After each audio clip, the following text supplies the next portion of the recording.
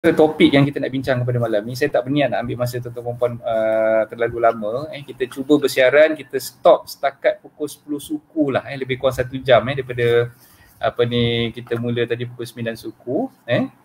Alright. So yang saya nak ceritakan malam ni berkenaan dengan macam mana prosedur ataupun caranya untuk kita dapatkan salinan asal geran sekiranya geran kita hilang ataupun rosak lah. Dan skop saya ni lebih kepada pejabat tanah di Selangor dan juga pejabat tanah di Kuala Lumpur, dan saya percaya tata cara urusannya lebih kurang sama di pejabat-pejabat tanah yang lain lah. Cuma yang saya fokuskan ni berdasarkan kepada checklist yang ada ni di pejabat tanah wilayah persekutuan di Kuala Lumpur. Okay? Jadi tuan-tuan puan, bila katalah kita dah cari kat mana-mana merata tempat, dalam bilik dah cari, dekat dalam almari dah cari, dalam laci dah cari, tempat yang biasa kita letak. Mungkinlah zaman-zaman dulu pakcik-pakcik kita, makcik-makcik kita, mak-mak kita suka simpan barang dalam briefcase. Kan ada jenis orang dulu kan dia ada briefcase disimpan dalam tu kan. Tengok briefcase tu tak jumpa. Cari kat loteng tak jumpa, kat mana-mana lah. Okay, so kita anggaplah benda tu memang dah hilang lah. Memang dah tak boleh nak dijumpai lah perkara tersebut kan. Okay? Jadi jangan panik. Ataupun kita dah jumpa dah, dah jumpa tengok-tengok dah rosak, dah tak ada rupa geran dah, mungkin dah tinggal kata apa separuh kena makan dengan anai kan, dah hancur lebur dah dalam mungkin dalam beg tu, dah tak ada rupa geran lagi, ataupun mungkin dah terbakar ke, mungkin rumah kita pernah banjir, kena hanyut di air ke. Jangan risaulah. So bila berlaku perkara macam tu, tuan-tuan puan, first kali yang saya nak beritahu, jangan panik. Jangan panik, dan kita boleh memohon sebenarnya untuk mendapatkan geran asal ataupun geran original tu daripada pejabat tanah. Okey.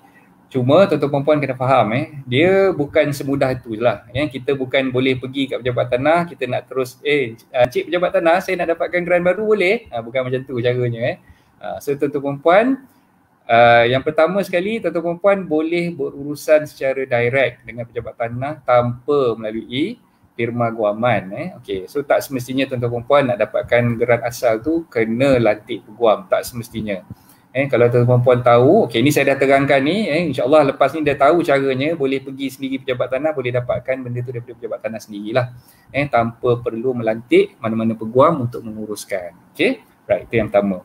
Yang kedua, kita kena tengok geran tanah kita tu, kita kena kenal pasti geran tanah tu sebenarnya geran tanah jenis apa. Maksudnya di situ kita tengok kalau misalnya kata geran tanah tu didaftarkan di Pejabat Tanah dan Galian. Pejabat Tanah dan Galian ni dekat satu-satu negeri tu dia ada satu je.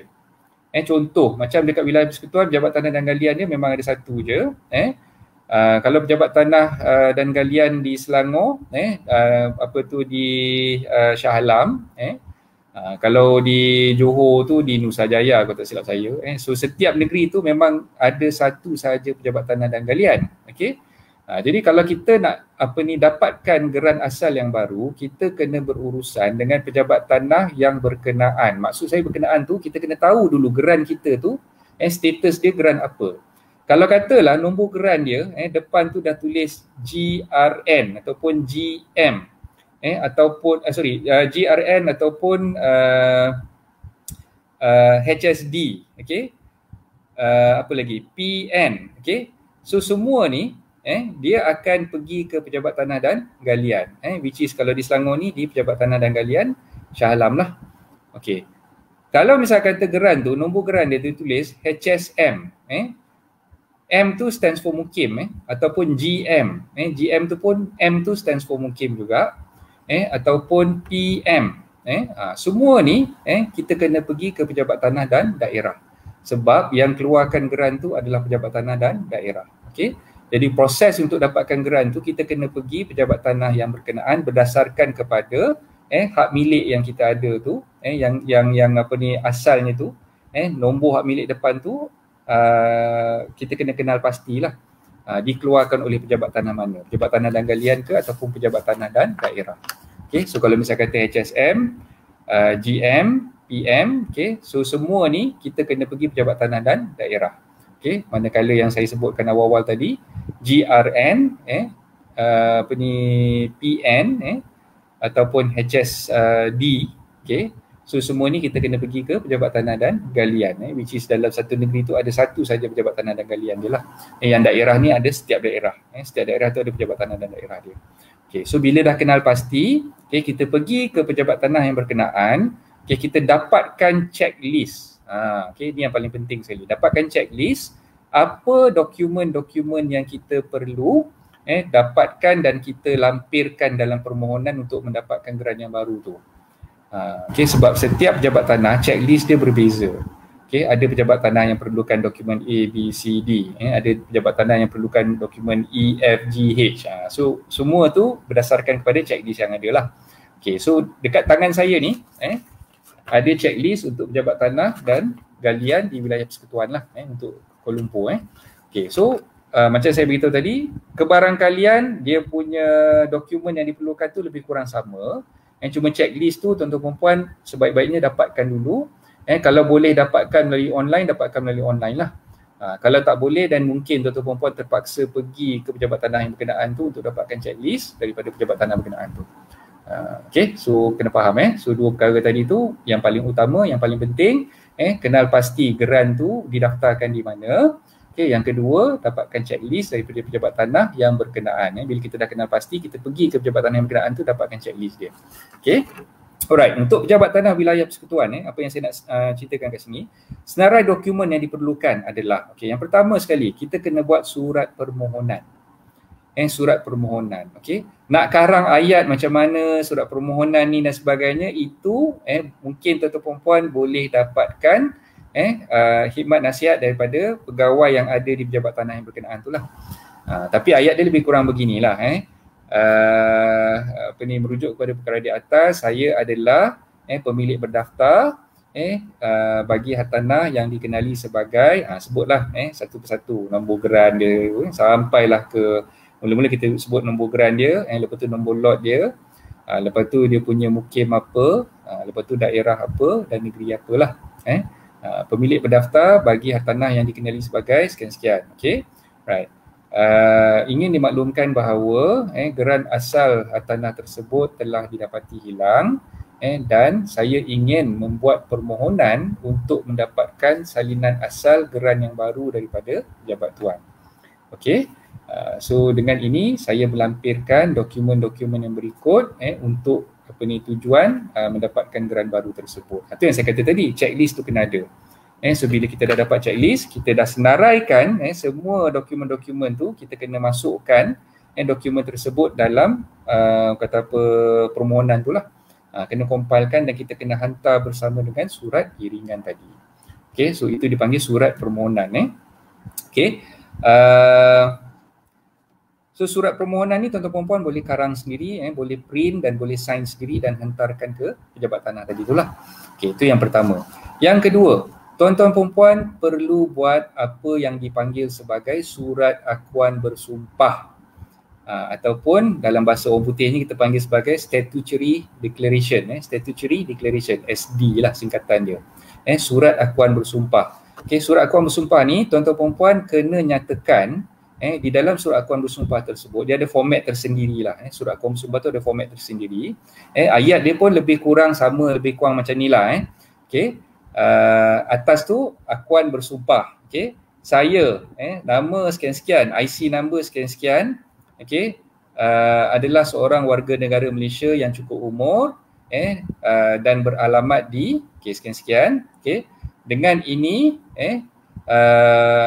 membuat akuan berkanun untuk menyatakan perkara-perkara berikut. Okey, so tu ayat dia lah lebih kurang dia punya perenggan yang pertama tu. Okey. So seterusnya tu kena tulis, okey, saya adalah pemilik berdaftar bagi hartanah yang dikenali sebagai, okey, tu yang saya dah beritahu tadi, dalam surat iringan tu lebih kurang macam tu juga. Kita kena letakkan dia punya butir-butir hartanah yang kita nak dapatkan hak milik yang hilang tadi tu. Okey, saya adalah pemilik berdaftar bagi hartanah yang dikenali sebagai, okey, katalah HSD 2514, PT 2308, Mukim Kajang, daerah Hulu Langat, negeri Selangor. Okey, sebagai contoh lah kan. Okey. Lepas tu kena tulis kat situ dia punya perenggan seterusnya tu, saya dengan ini mengesahkan bahawa hak milik asal bagi hartanah tersebut telah didapati hilang. Okey. Saya percaya bahawa hak milik asal tersebut telah hilang di dalam simpanan saya di rumah bernombor, letakkanlah alamat rumah yang kita hilangkan dokumen tadi tu. Sebab kehilangan dokumen tersebut dipercayai akibat daripada tersalah letak. Tak apa, jujur kat situ, letak je kat situ, tersalah letak. Ataupun kalau katalah dokumen tu hilang disebabkan kebakaran ataupun banjir, kita tulislah. Kita tulislah dipercayai hilang akibat banjir yang melanda rumah saya pada sekian-sekian hari bulan. Lepas tu perenggan seterusnya tu kita tulis, saya dengan ini membuat akuan berkanun dan mengikrarkan akuan berkanun ini untuk memohon mendapatkan geran yang baru daripada pihak pejabat tanah dan galian sebagai contohlah, ataupun pejabat tanah daerah Hulu Langat. So dibuat di hadapan. So nanti kita akan minta Pesuruhjaya Sumpah akan cop di situ dan kita tanda tangan lah. So mesti surat akuan sumpah ni ditandatangani di hadapan Pesuruhjaya Sumpah. Kena carilah mana-mana Pesuruhjaya Sumpah yang ada. Katalah kita jumpa Pesuruhjaya Sumpah kat depan pejabat area rumah kita ke. So kita pergi ke situ, so cakap dengan dia kita nak buat akuan bersumpah untuk dapatkan geran baru. So nanti kita akan diminta untuk tanda tangan akuan bersumpah tersebut, dan bila kita dah tanda tangan dia akan cop di situ, dan akuan bersumpah tu kita boleh lampirkan sebagai dokumen sokongan untuk memohon geran yang baru daripada pejabat tanah tadi. So saya harap nampaklah dia punya flow tadi tu, ayat tu yang kita nak buat tu macam mana. Yang ketiga kita kena photostate salinan MyKad. Salinan MyKad, kalau katalah kita sebagai pemilik berdaftar untuk tanah tu, maknanya salinan MyKad kita lah. Dan salinan MyKad ni perlu diakui sah. So siapa yang boleh akui sah salinan MyKad ni? Biasanya kita minta peguam yang akan sahkan. Peguam, ataupun mungkin kalau kita pergi ke pejabat tanah tu, ada pejabat tanah punya pegawai, dia boleh CTC ataupun Certified True Copy MyKad tersebut, kita minta dia untuk cop, sahkanlah salinan MyKad yang kita dah photostate itu. Itu dokumen yang ketiga. Seterusnya kita kena buat laporan polis. Laporan polis ni kita nak buat kat mana? Kat mana-mana balai polis yang ada ketua balai. Sebab apa kena ada ketua balai? Sebab laporan polis tu perlu diakui sah juga. Dia maknanya kita kena beli salinan report tu. Salinan report yang kita beli daripada balai polis tu kena dicop, ditandatangani oleh ketua balai lah, untuk mengakui salinan report tu sah lah.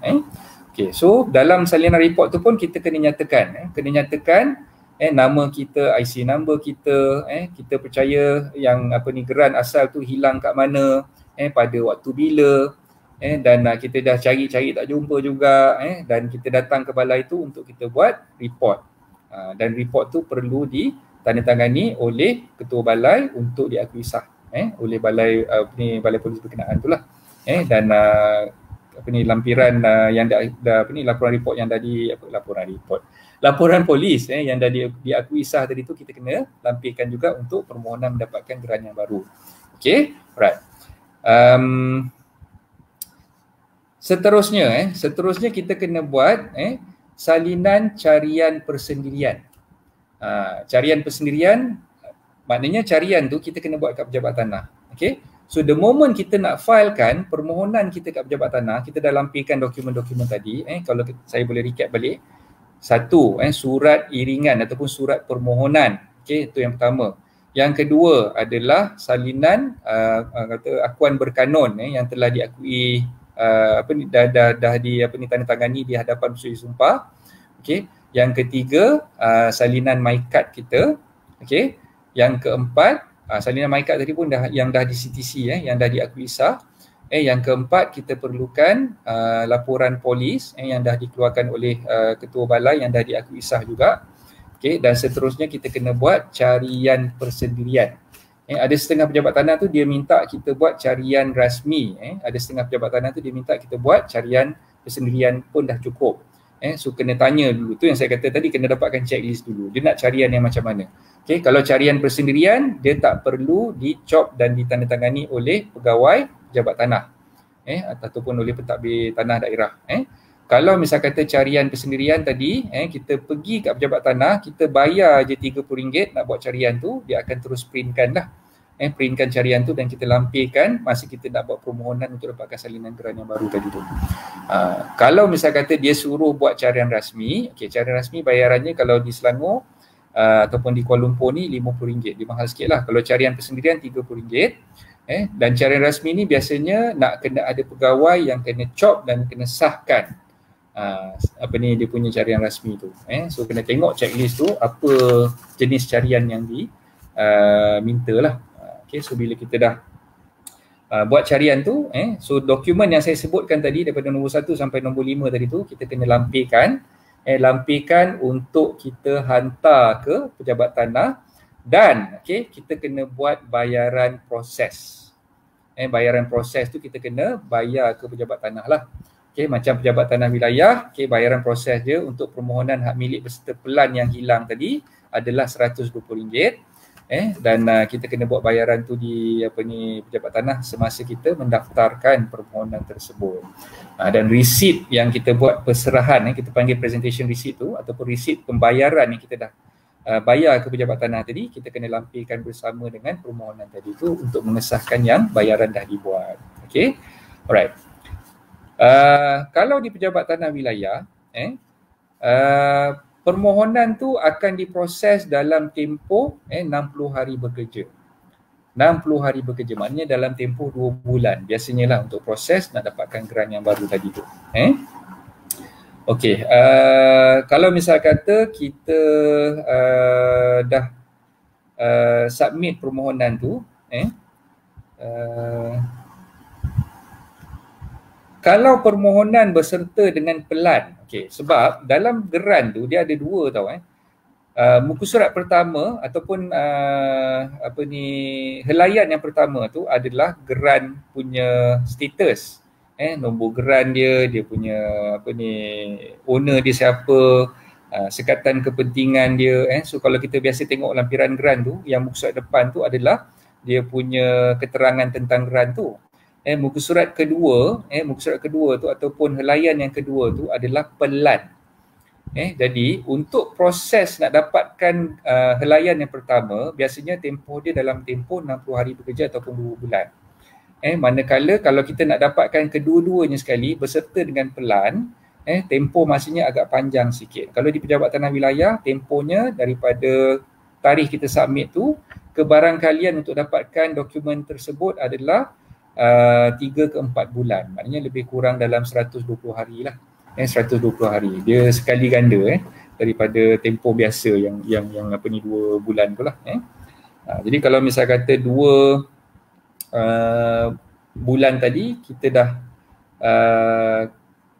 submit permohonan ke pejabat tanah, kita boleh pergi balik ke pejabat tanah untuk cek sama ada geran tersebut dah dikeluarkan ataupun belum. Ataupun mungkin kita boleh minta pihak pejabat tanah untuk maklumkan kepada kita sekiranya geran tersebut telah diproses dan dikeluarkan oleh pejabat tanah lah. Tapi kebarangkalian untuk mereka call kita tu agak tipis lah. Biasanya kita kena pergi dan kita kena cek sendiri dengan pejabat tanah sama ada permohonan tersebut telah pun siap diproses ataupun belum. Jadi saranan saya, bila kita dah submit permohonan tu, jangan kita duduk diam di rumah. Kita kena cek, kita kena pastikan yang geran tu dah keluar ke belum, tapi janganlah terlalu awal. Paling cepat pun dalam tempoh 2 bulan. Kalau kita buat permohonan berserta dengan pelan, paling cepat pun dalam tempoh 3 ke 4 bulan. So itulah dia punya prosedur apa yang kita perlu lakukan sekiranya geran kita hilang. So bila dah tahu dah proses tu macam mana, maka tuan-tuan perempuan tak perlu nak lantik peguam. Tuan-tuan perempuan boleh pergi sendiri ke pejabat tanah, dapatkan checklist tu dulu, ataupun kita boleh bertanya dengan pegawai yang berkenaan di pejabat tanah, macam mana prosedur, macam mana proses nak buat permohonan untuk dapatkan geran yang barulah, geran gantian kita panggil, geran yang baru tadi tu. Okey. Saya tengok ada beberapa nama yang baru join ni. Okey, Tuan Mi Afonso. Waalaikumsalam. Okey, coach, baru-baru ni saya keluarkan soalan Tuan Mi ni Buat tukar geran dari pemaju ke nama saya, kenapa lawyer tersebut mengenakan bayaran POC dan POT? Patutnya gadaian tak perlulah kan, sebab saya hanya nak buat tukar nama je, MOT bukan refinance. Oh, ni dah lain ni soalan Tuan Mi ni. Tak apa, nanti Tuan Mi saya Tuan Mi ni suka tanya soalan yang tak ada kaitan dengan saya punya topik. Okey, tak apa Tuan Mi, nanti kejap lagi saya ulas yang Tuan Mi punya soalan tu. Okey, so setakat ni apa yang saya dah terangkan tadi tu, saya harap tuan-tuan perempuan boleh faham. Dan kalau ada apa-apa pertanyaan berkenaan dengan permohonan untuk dapatkan geran yang baru ni, boleh berhubung dengan saya. Mungkin tuan-tuan perempuan ada yang nak tanya secara direct, nak call saya ataupun nak WhatsApp saya, boleh contact saya di nombor telefon saya di bawah ni, 012-655-0985. Dan kalau ada soalan yang nak ditanyakan, boleh ajukan soalan tuan-tuan perempuan berkenaan dengan topik ni dululah, berkenaan dengan topik ni. Minta maaf Tuan Mi, kejap lagi saya kupas jawapan untuk Tuan Mi punya soalan tu. Dan untuk kita alu-alukan pertanyaan berkenaan dengan topik kita ni dulu. Kita nak jemputlah siapa-siapa yang ada persoalan berkenaan dengan permohonan untuk penggantian geran yang hilang tu, boleh ajukan soalan tuan-tuan perempuan di dalam ruangan komen. InsyaAllah nanti saya akan tolong jawabkan lah.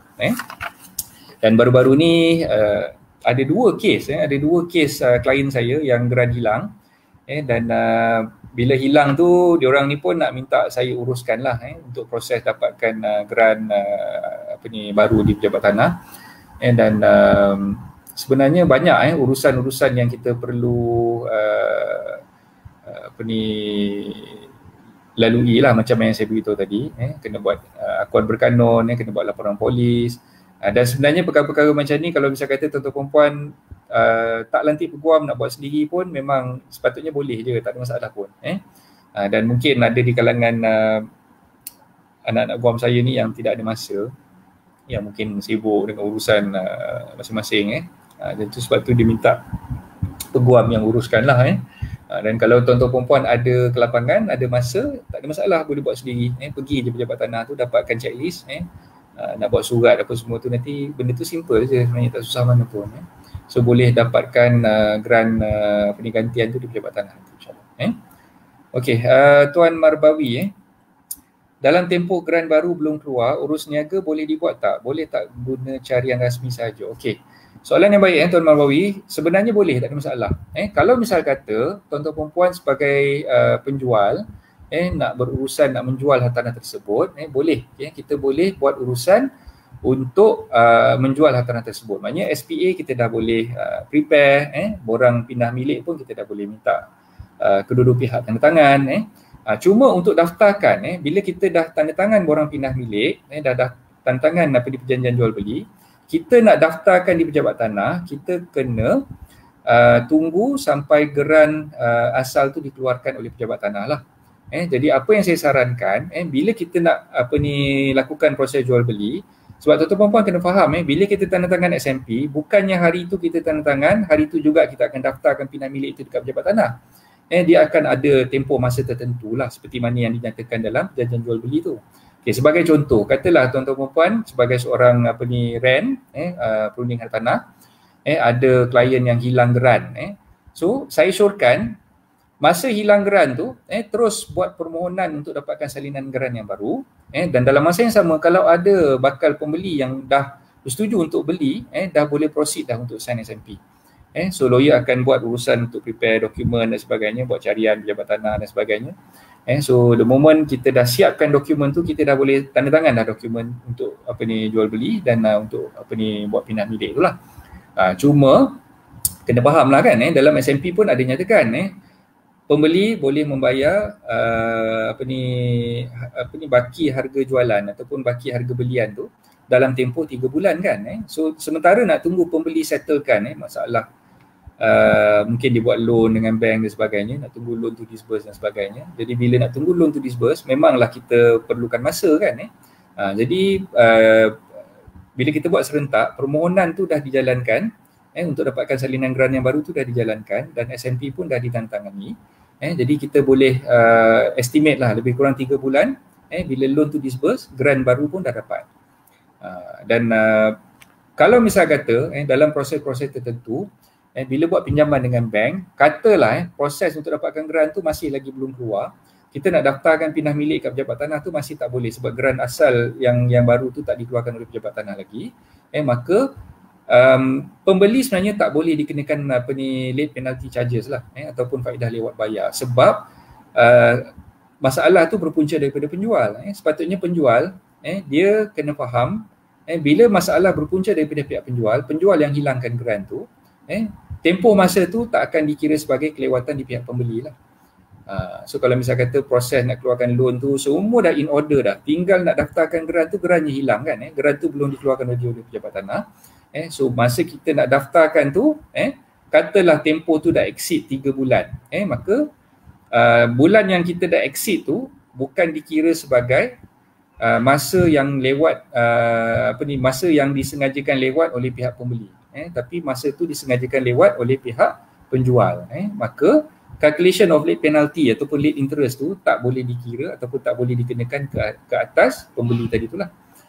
Sebab pembeli, memanglah pembeli tak tahu apa-apa pasal grant tu, bukan dia yang hilangkan, penjual yang hilangkan. So pembeli tak boleh dikenakan faedah lewat di situ. Jadi untuk menjawab soalan Tuan Marwawi, tak ada masalah, boleh teruskan. Kalau misal kata ada bakal pembeli yang nak beli tanah tersebut, boleh proceed dengan signing SMP dan dokumen-dokumen berkenaan di pejabat peguam lah, insyaAllah. Okey, Tuan Muaz ada tanya ni. Waalaikumsalam coach. Okey. Waalaikumsalam coach. Assalamualaikum coach. Waalaikumsalam Muaz. Okey. Proses permohonan grant ori ni sama ke dengan pemilik hartanah yang dah meninggal? Waris atau pentadbir boleh mohon on behalf ke? Okey. Dia ada dua proses yang berbeza Muaz. Pertama, bila meninggal, waris tu kena buat permohonan untuk mentadbir pusaka dulu. Saya dah cerita dah, beberapa minggu yang lepas saya dah cerita pasal macam mana nak buat permohonan mentadbir pusaka. Boleh tengok balik YouTube channel saya, boleh dapatkan orang kata apa maklumat di situlah. Macam mana penerangan saya tentang nak dapatkan surat kuasa mentadbir daripada pejabat pusaka kecil ataupun daripada mahkamah tinggi. Okey. Jadi, bila kita dah buat permohonan untuk mentadbir harta pusaka, sekarang ni katalah permohonan untuk mentadbir harta pusaka tu kita tak perlu nak lampirkan dokumen hak milik asal untuk memohon untuk mentadbir harta pusaka tu. Kita cuma perlu lampirkan carian saja untuk support kita punya permohonan nak jadi pentadbir lah kan. Jadi masa bila yang kita perlukan grant asal tu, selepas kita dah dapat perintah kuasa mentadbir, barulah kita sebagai waris boleh memohon bagi pihak si mati tu untuk dapatkan dia punya grant asal daripada pejabat tanah. Faham tak? Sebab sekarang ni kalau kita mohon sebelum kita dapatkan surat kuasa mentadbir, kita ni belum ada locus lagi ataupun kita ni belum ada kuasa lagi lah, belum diberikan kuasa lagi oleh pejabat harta pusaka ataupun oleh mahkamah tinggi untuk membuat permohonan tersebut. Jadi bila kita nak submit kita punya permohonan untuk mendapatkan grant, pejabat tanah mesti nak tengok surat kuasa mentadbir tu dah dikeluarkan dulu. Jadi step yang kita buat ni adalah pertama kita kena dapatkan surat kuasa mentadbir daripada pejabat tanah. Okey. So bila dah dapat surat kuasa mentadbir daripada pejabat harta pusaka kecil ataupun pejabat tanah tadi ataupun daripada mahkamah tinggi, ingat macam yang saya ceritakan dulu, tengok dia punya jurisdiction kat mana. Kalau harta bernilai 2 juta dan ke bawah, kita pergi ke bahagian harta pusaka kecil. Kalau harga aset tu bernilai 2 juta dan ke atas, kita pergi ke mahkamah tinggi untuk dapatkan dia punya surat kuasa mentadbir tu ataupun LA lah. So bila dah dapat aja surat kuasa mentadbir, barulah kita buat permohonan ke pejabat tanah untuk dapatkan grant yang baru. So masa tu nanti kita terus nyatakan dalam permohonan kita untuk mendaftarkan nama kita sebagai pentadbir harta pusaka di dalam grant tu. Nanti bila pentadbir pejabat tanah dah tengok permohonan kita, dia dah tengok dokumen sokongan yang kita dah lampirkan, termasuklah surat kuasa mentadbir yang dikeluarkan oleh pejabat atau pusaka kecil ataupun mahkamah tinggi tadi, pejabat tanah akan keluarkan grant berdasarkan kepada surat kuasa mentadbir itu tadilah, which is nama kita akan diletakkan terus sebagai pentadbir pusaka bagi semati di dalam grant tu. So saya harap saya dah jawablah soalan Muaz tadi itulah. Okay, Tuan Muhammad Shah Banitan. Okay, Waalaikumsalam, terima kasih. Macam mana dan di mana kita nak check VM tahan di sesuatu tempat dengan mudah dan percuma. VM tahan ni apa benda? VM tahan ni mungkin Syahbani kena terangkan apa benda maksud VM tahan tu? Ke salah typo ke apa ni? Cuba ulas sikit VM tahan tu benda. Saya tak faham VM tahan tu. Ke VM tanah? Tanah ke tahan tu?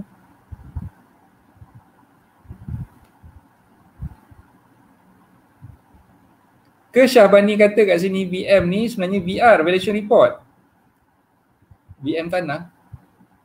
VM tanah ni apa Ke MV, market value. Market value ke Syahbani? Macam soalan yang keluar malam ni. Market value ke?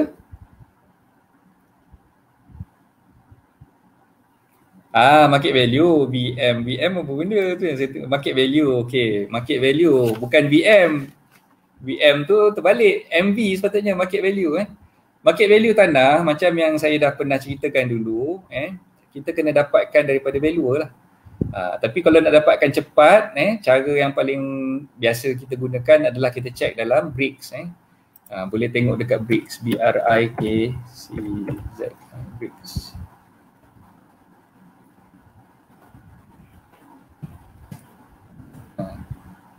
Tengok kat BRICS, BRICS.my ke? BRICS.my ke? BRICKZ.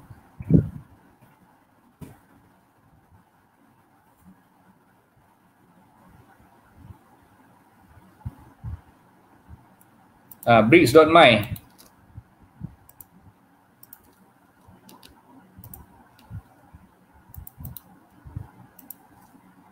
Ni saya dah bagi dah dia punya apa tu website dia.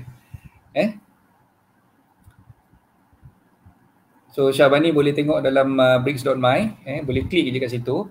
Sekejap, boleh share screen rasanya. Sekejap saya share screen sekejap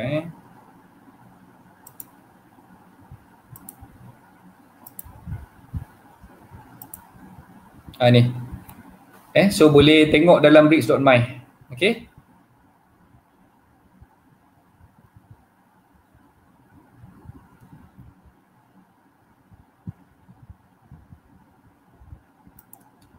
Okay, so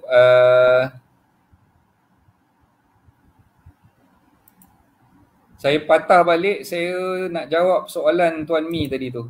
Okay, kesian Tuan Mi ni dah tunggu lama dah.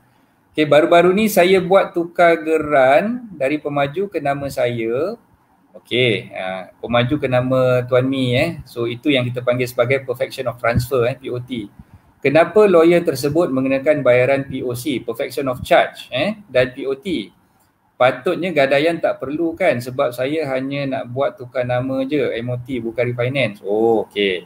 Sekarang ni gini, bila kita buat loan dengan bank, masa Tuan Mi buat loan dulu, geran tu belum dikeluarkan lagi Tuan Mi. Geran tu belum dikeluarkan. Kita buat loan dulu tu, kita buat hanya menggunakan deed of assignment. Tuan Mi gadaikan, assignkan hartanah tu kepada bank, instrumen yang digunakan tu adalah deed of assignment. Okay, kena faham kat situ dokumen dia berbeza. Dia bukannya dokumen gadaian tapi yang dipanggil sebagai deed of assignment. Assignment ni maknanya kita serah hak. Kita assignkan rumah tersebut kepada bank sebagai cagaran ataupun security. Kalau misal kata kita gagal membayar monthly installment dan sebagainya, bank boleh lelong rumah tersebut dan dapatkan kata apa hasil daripada lelongan tu untuk settlekan whatever amount outstanding yang ada lah antara Tuan Mi dengan pihak bank tadi. Okay. Bila geran asal ataupun geran baru dikeluarkan oleh pejabat tanah, okey, ni kita cerita masa mula-mula Tuan Mi beli dulu tu, dia tak ada geran apa ni individu Dia dikeluarkan setelah Tuan Mi tanda tangan dokumen perjanjian jual beli, mungkin selepas 5 ke 6 tahun. Ataupun apa tu yang kita panggil geran tu, kita panggil dia strata title ataupun individual title. Masa Tuan Mi beli dulu, asalnya beli dengan pemaju tu dia under master title. Okay, kena faham kat situ perbezaannya. So bila dalam master title, kita tanda tangan dokumen yang dipanggil deed of assignment. Okay, so deed of assignment tu memanglah kita assignkan benda tu kepada pihak bank. Tapi masa tu geran individu ataupun strata tu belum dikeluarkan lagi. Okay, jadi the moment pejabat tanah dah keluarkan geran strata ataupun geran individu, maka ketika itulah kita kena buat dua transaksi, iaitu yang pertama yang dipanggil perfection of transfer, di mana pemaju akan minta kita tanda tangan dokumen pindah milik ataupun dokumen 14A. Itu yang kita panggil sebagai MOT, Memorandum of Transfer. Okey, faham Okey, itu yang pertama. Yang Tuan Mi kata POT tadi tu, itulah dia perfection of transfer, borang 14A di antara pemaju dengan Tuan Mi sebagai owner. Bila geran individu tu dah dikeluarkan. Okey. Yang kedua, tadi kan saya dah kata masa Tuan Mi beli, Tuan Mi masih lagi di bawah masa title, kita tanda tangan dokumen deed of assignment. Deed of assignment tu untuk kita assignkan property tu kepada pihak bank sebagai security. Okey. Bank pula dalam agreement dia, masa kita buat loan agreement dengan pihak bank tu, kita ada dua dokumen yang berbeza, iaitu loan agreement, yang satu lagi tu dipanggil deed of assignment. Okay, dalam loan agreement tu ada sebut setelah geran individu dikeluarkan oleh pejabat tanah, borrower ataupun peminjam kena tanda tangani dokumen yang dipanggil sebagai Memorandum of Charge ataupun borang 16A, borang gadaian. Okey, so dia dua dokumen yang berbeza Tuan Mi. Deed of assignment sebelum keluarnya strata title ataupun individual title, masa property itu dipegang di bawah hak milik induk ataupun master title. Okey, bila dah keluar strata title ataupun individual title, bank tak guna dah deed of assignment, tapi bank akan guna dokumen gadaian ataupun borang 16A tadi tu sebagai security. Okey, sebab tu yang Tuan Mi tanya ni, Tuan Mi memang kena tanda tangan dua dokumen, which is POT dan juga POC.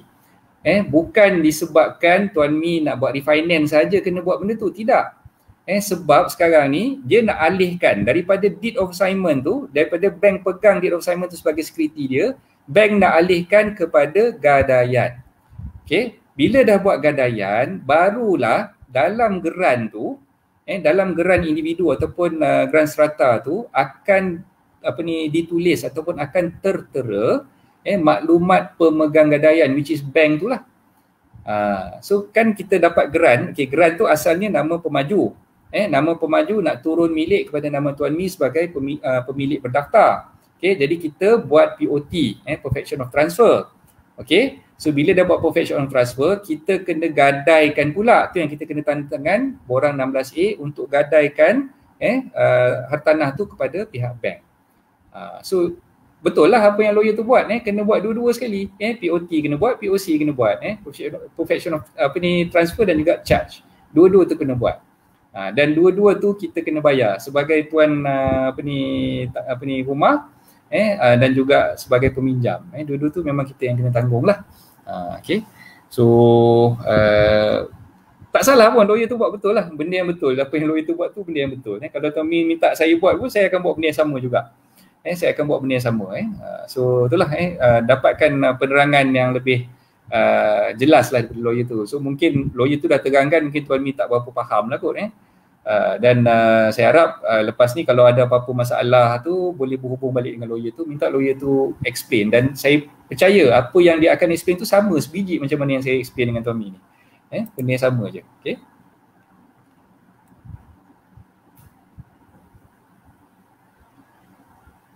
Okay, ada lagi tak soalan-soalan daripada tuan-tuan dan puan semua?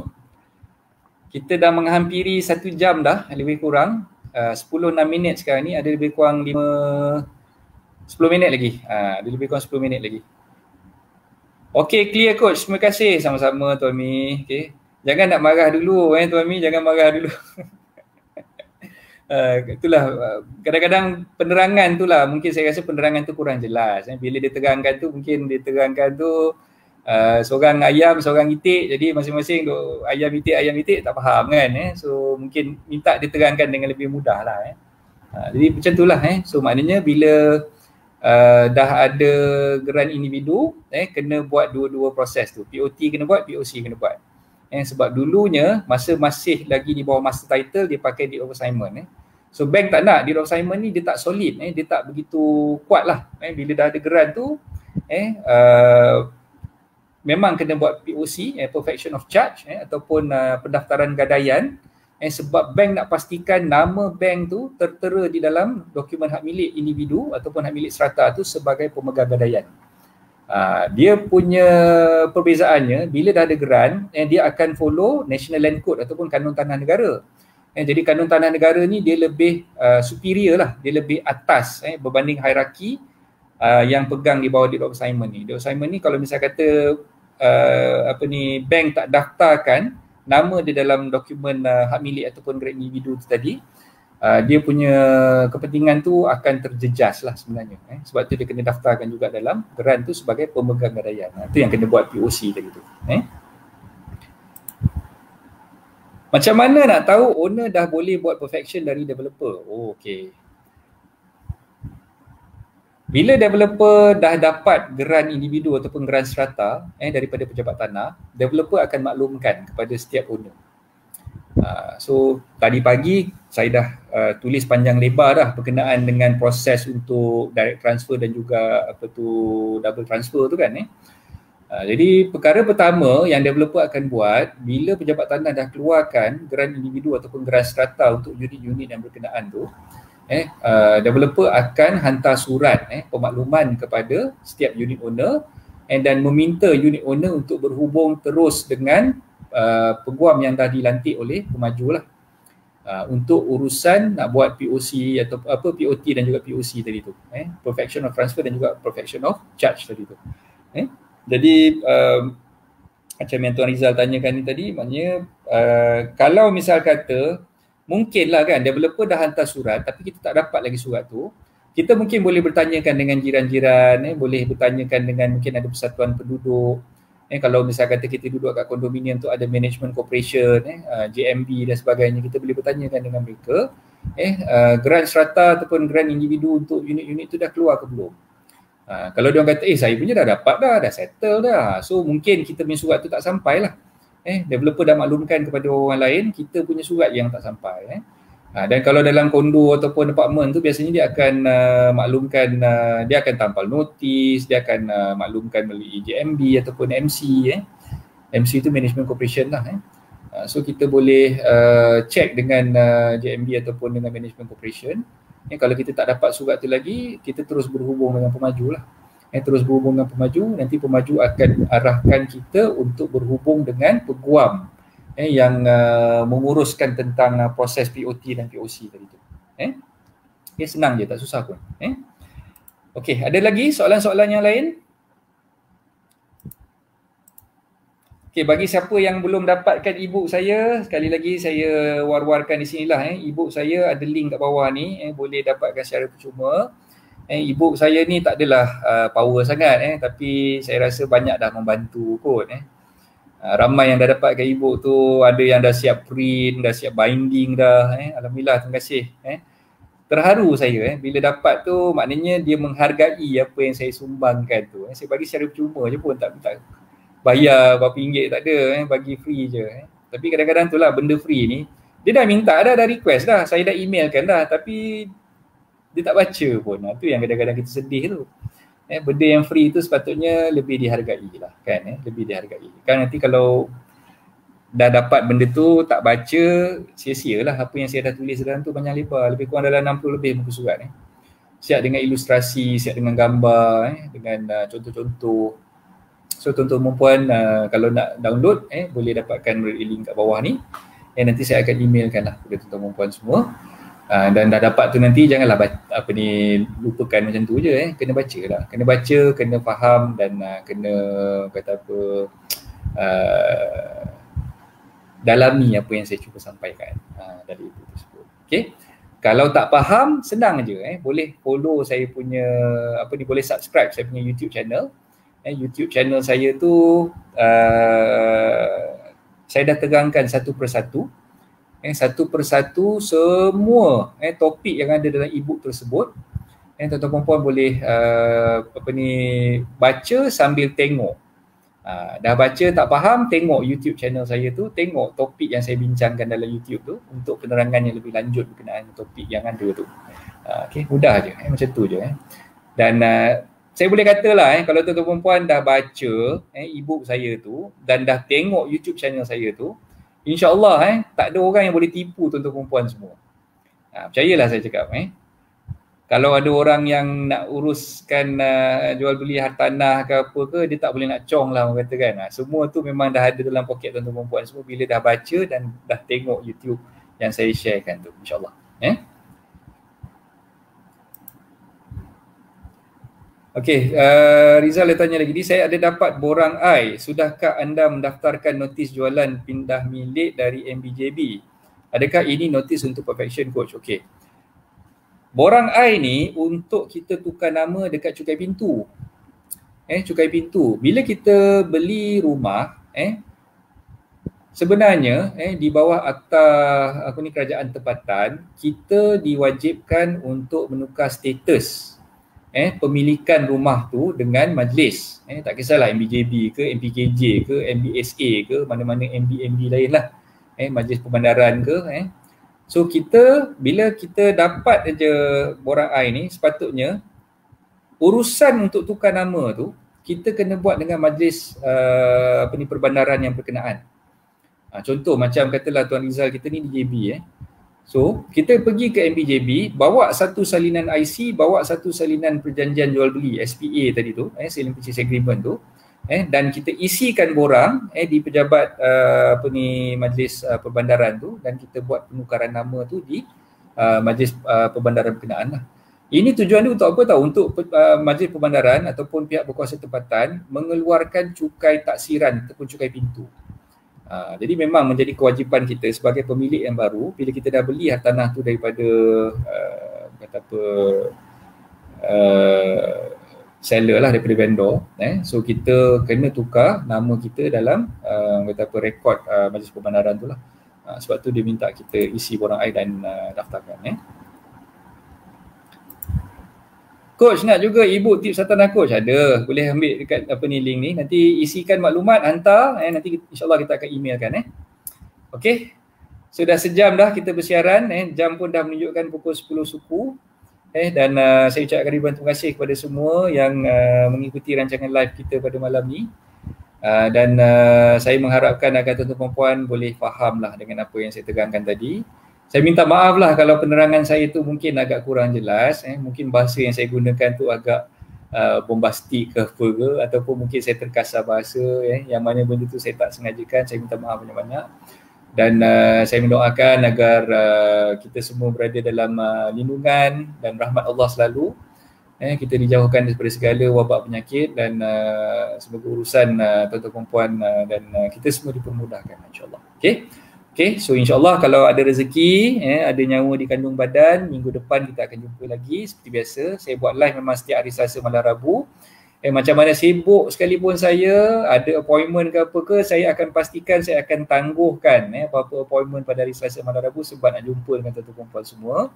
Dan saya mengharapkan agar perkongsian saya itu dapatlah sedikit sebanyak memberi manfaat kepada semua, dan terima kasih kepada semua yang dah join rancangan live kita pada malam ni, dan insyaAllah kita jumpa lagi pada masa-masa yang akan datang.